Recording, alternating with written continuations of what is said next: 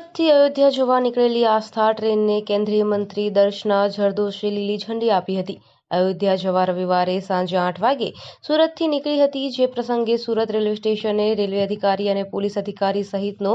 Staff હાજર રહ્યો હતો। કેન્દ્રીય રેલવે અને ટેક્સટાઇલ રાજ્યમંત્રી દર્શનાબેન જરદોશે સુરતથી અયોધ્યા ધામ સ્પેશિયલ ટુરિસ્ટ આસ્થા ટ્રેનને સુરત રેલવે સ્ટેશનથી ફ્લેગ ઓફ આપી અયોધ્યા જવા માટે પ્રસ્થાન કરાવ્યું હતું। રેલવે મંત્રીએ અયોધ્યામાં નવનિર્મિત રામ મંદિરમાં ભગવાન શ્રીરામના દર્શન માટે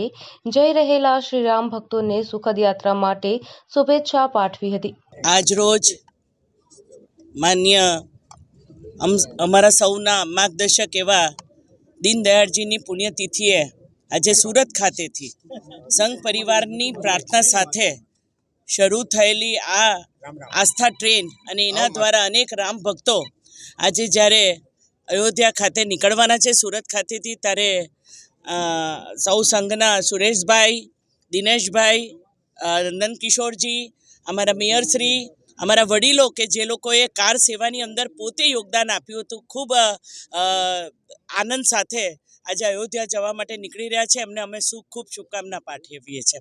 આપણા પ્રધાનમંત્રી શ્રી નરેન્દ્રભાઈ મોદીજીએ જ્યારે 22 તારીખે અયોધ્યાની અંદર રામ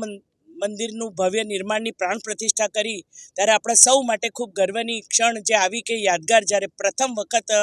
બાળ સ્વરૂપ રામજીના દર્શન થયા તે દિવસે દરેકના આંખોમાં હર્ષના અશ્રુ હતા। 500 વર્ષના સંઘર્ષ પછી આપણે જે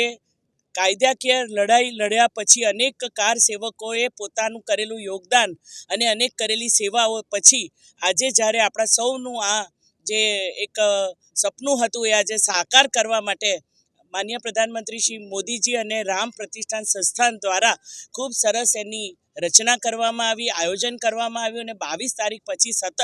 સ્વયંભૂ લોકોનો પ્રેમ એવો હતો કે ત્યાં પ્રથમ દર્શને જાય, પણ ચોક્કસ આયોજન સાથે આખા દેશના લોકો, કારણ કે દેશનો કોઈ પણ ખૂણો એવો નથી કે જ્યાંથી લોકોને આ રામ માટે આસ્થા ન હોય ને જવા માટે એ લોકો તત્પર ના હોય, એટલે ખાસ કરીને એ લોકોની સગવડ સચવાઈ રહે। વડીલો જે કાર સેવકો પોતે ત્યાં ખૂબ ઠંડીમાં જાય તો એ લોકોને ચાલવાથી માંડીને એ લોકોને અંદર બેડિંગ મળે, યોગ્ય ખોરાક મળે, આ બધી જ રચના સાથે IRCTCના માધ્યમથી અહીંયા 1400 જેટલી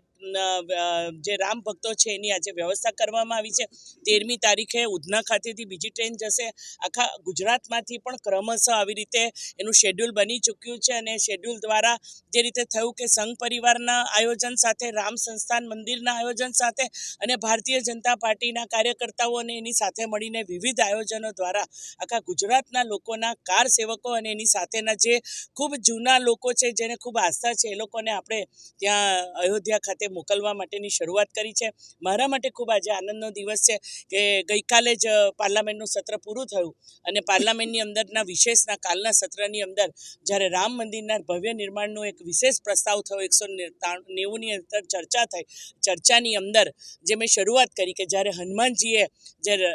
એની પોતાની સેના સાથે જ્યારે રામ સેતુનું નિર્માણ કર્યું અને જેમ નાની અમથી ખિસકોલીનું પણ પોતાનું યોગદાન હોય ત્યારે આપણે જય શ્રી રામ બોલતા હતા અને ત્યાર પછી શ્રીયાવર રામચંદ્ર કી જય સુધીની સફર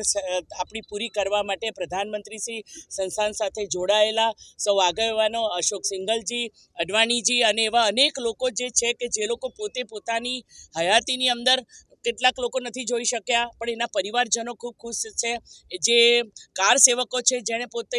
એમાં શહીદી વહોરી લીધેલી એના પરિવારજનો, કેટલાએ બાધા લીધી છે। આવા અનેક લોકોની આસ્થાનું આ કેન્દ્ર અને આસ્થાનું આ મંદિર જેનું ભવ્ય નિર્માણ થયું છે, આ ભવ્ય નિર્માણની અંદર 1000 વર્ષ પછી પણ જ્યારે આપણી સાંસ્કૃતિક જતન, આપણું સનાતન ધર્મ એ જ્યારે